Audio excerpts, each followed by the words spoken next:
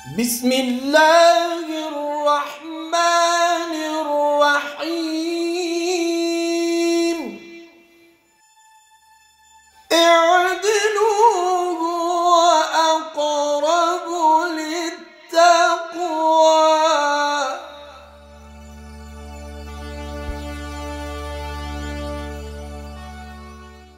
بسم الله الرحمن الرحیم نحمده و نصلی علی رسوله الکریم.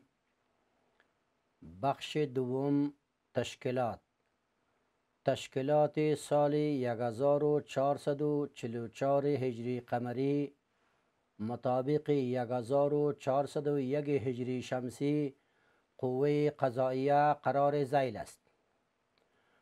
قوه قضائیه مرکب است از یک صدر محکمه و محاکم مرافعه یعنی استئناف و محاکم ابتدایه و محاکم نظامی. اول، صدر محکمه. صدر محکمه مرکب است از 6 عضو دائمی، قاضی القضات، 4 معاون و رئیس تمیز مرکز.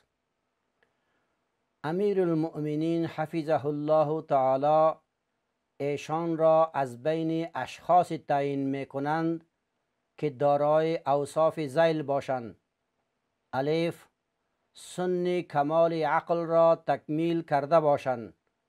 با، اهلیت عضویت شورای عالی را نظر به قوه علمی و تجربه کاری داشته باشند. جیم، از علوم شرعی بخصوص علم فقه، اهداف ملی و نظام حقوقی افغانستان آگاهی کامل داشته باشند.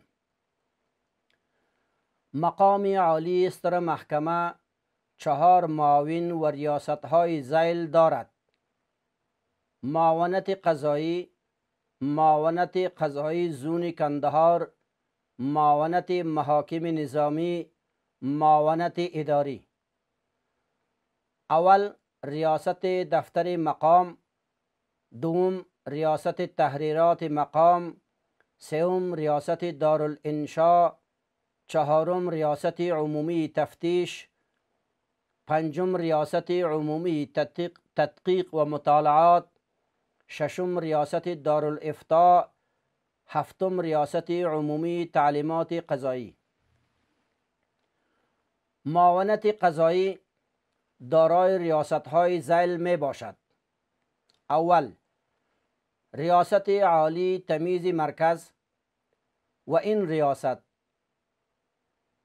عالی دارای 5 دیوان است که رئیس و مفتی و محرر هر دیوان به اثر پیشنهاد مقام صدر محکمه به مقام امیر المؤمنین حفظه الله تعالی و منظوری وی مقرر می گردد.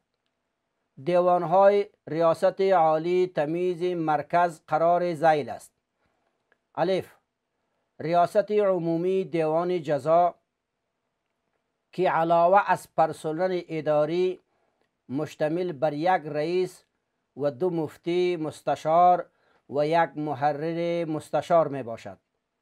با، ریاست عمومی دیوان مدنی که علاوه از پرسنل اداری مشتمل بر 1 رئیس و 2 مفتی مستشار و 1 محرر مستشار می باشد.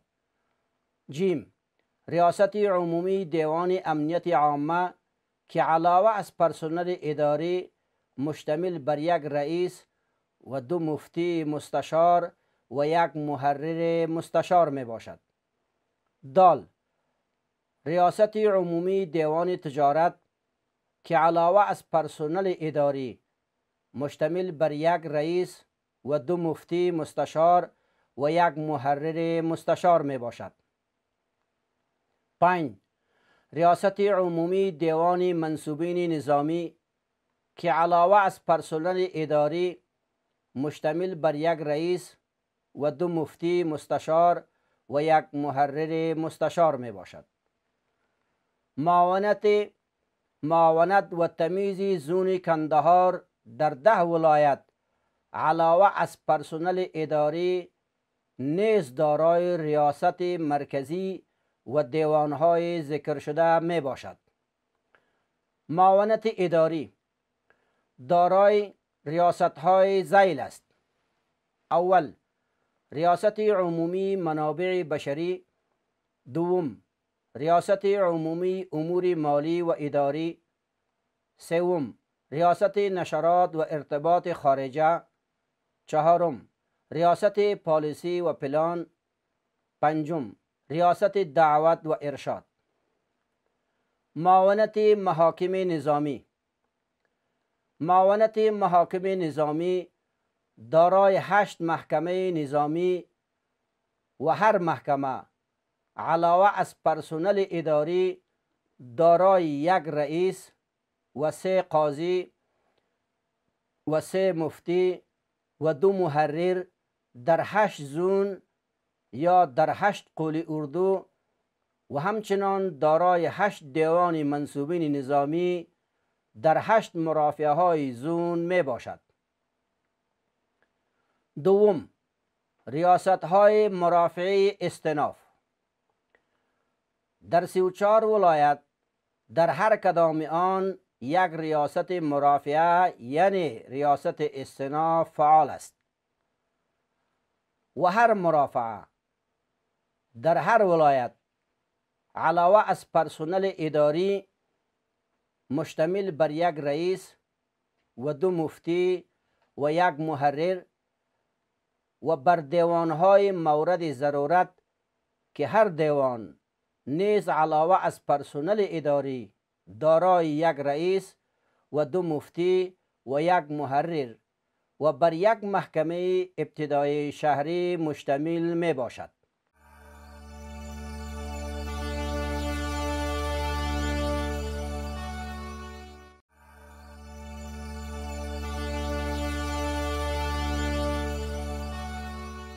هر محکمه ابتدایی شهری علاوه از پرسنل اداری دارای دیوانهای مورد ضرورت می باشد که هر دیوان آن نیز علاوه از پرسنل اداری دارای 1 رئیس و 2 مفتی و 1 محرر می باشد. سوم، محکمه های ابتدایی ولسوالی ها. در هر ولسوالی 1 محکمه ابتدایی فعال است که هر محکمه ابتدایی ولسوالی در هر ولایت دارای 1 رئیس و 1 مفتی و 1 محرر می باشد. خلاصه، تمام بسته های قضایی در استر محکمه در افغانستان 2600 و مامورین اداری 1072 و بسته های خدماتی 1736 و مجموع بسته ها در استر محکمه در افغانستان 5408 نفر می باشد. هموطنان عزیز و گرانقدر، همه ما و شما می دانیم که اگر قضا نباشد هرگز ممکن نمی شود حاصل کردن حقوق و خامخا باقی می ماند حق صاحب حق در دست و ذمه مبتل و ظالم. و قاضی نائب صاحب شریعت است، نائب نبی اکرم صلی الله علیه و سلم است و در دنیا نائب امیر المؤمنین است در گرفتن حق مظلوم از ظالم و در رساندن حق برای مستحقش. پس قضا به حق از قویترین فرائض و بهترین عبادات است بعد از ایمان به الله عز و جل. الله تعالی می فرماید: اعوذ بالله من الشیطان الرجیم: و این حکمت فاحکم بینهم بالقسط ان الله یحب المقسطین. سوره مائده آیه 42. یعنی اگر حکم کردی تو ای پیغمبر صلی الله علیه و سلم، اگر مردم به نزد آمد به خاطر محاکمه، حکم کردی فحکم بینهم، حکم که تو در بین ایشان بالقسط بعدل، ان الله یحب المقسطین، الله جلت عظمتو عدالت کننده ها را دوست دارد. و هر قاضی که در تشکیل مقرر شده به حق فیصله میکنه، به عدل فیصله میکنه، بدانه که پروردگار جلت عظمتو آن را دوست دارد. عن ابی هریره رضی الله تعالی عنه قال قال رسول الله صلی الله علیه وسلم یا ابا هریره عدل ساعت خیر من عبادت 60 سنة قیام لیلها و صیام نهارها. حضرت ابو هریره رضی الله عنه می فرماید که نبی اکرم صلی الله علیه و سلم فرمودند ای ابو هریره، عدل کردن 1 ساعت که یک قاضی یا یک حاکم یا یک امیر المؤمنین یا یک فرد صاحب اختیار مملکت 1 ساعت عدالت کند، این عدالت خیر است از عبادت 60 سال. 60 سال این رقم عبادت کنه یک انسان، قیام لیلها که در شب نماز بخواند خاص به رضای پروردگار، و صیام نهارها که در روز خاص به رضای پروردگار روزه بگیرد. و یا ابا هریره جور ساعت فی حکم اشد و اعظم عند الله عز وجل من معاصی 60 سنة. ای ابو هریره ای را هم بدان، ای مسلمانا ای را هم بدانین که جور ساعت، ظلم و جور 1 ساعت در حکم ای شدیدتر است و بزرگتر است به نزد پروردگار از معصیت و گناه 60 سال. یک آدم 60 سال گناه کنه و اگر یک انسان در 1 ساعت ظلم میکنه، فیصله را بر ظلم میکنه، بر حق نمیکنه، این بسیار شدید است از گناه 60 سال کرده. این حدیث ترغیب و ترهیب از امام حافظ ابی القاسم اسماعیل ابن محمد ابن الفضل جوزی اصبهانی معروف به قیام سنه در جلد 3 صفحه 109 روایت کرده است. و در درر الحکام جلد 4 صفحه 570 از فتح القدیر چنین نقل کرده است که در حدیث آمده است ان القضاة یحشرون مع الانبیاء والرسل. قاضی ها که به حق فیصله کنند در دنیا، در روز آخرت حشر کرده میشوند، از قبر میخیزند امرای پیغمبرا و رسول علیهم السلام.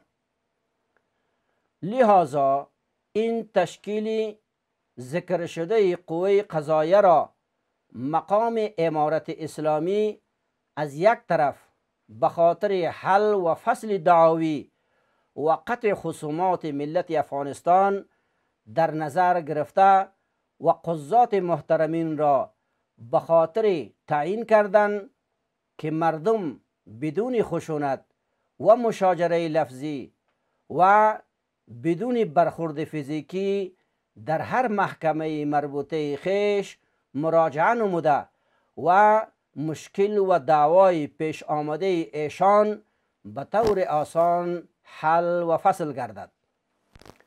و از طرف دیگر ملت افغانستان با اخوت اسلامی درست و امنیت و آزادی کامل در وطن خود زیست نموده به زندگی پرمیمنت دینی و دنیوی، یعنی به عبادت پروردگار واحد و به ترقی معیشت و اسباب دنیوی خیش ادامه دهند و ما ذالک علی الله بعزیز.